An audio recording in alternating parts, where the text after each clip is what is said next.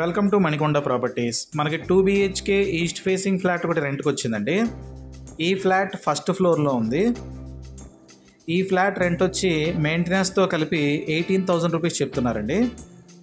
ఈ flat location వచ్చి మనకి అల్కాపూర్లో ఉంటుంది. ఈ ఫ్లాట్కి కార్ పార్కింగ్ లేదండి, వుడ్ వర్క్ కూడా లేదు. ఫ్లాట్కి వెంటిలేషన్ మాత్రం చాలా బాగుంది. మాస్టర్ బెడ్రూమ్కి ఒక అటాచ్డ్ వాష్రూమ్ అండ్ బాల్కనీ కూడా ఇచ్చారు.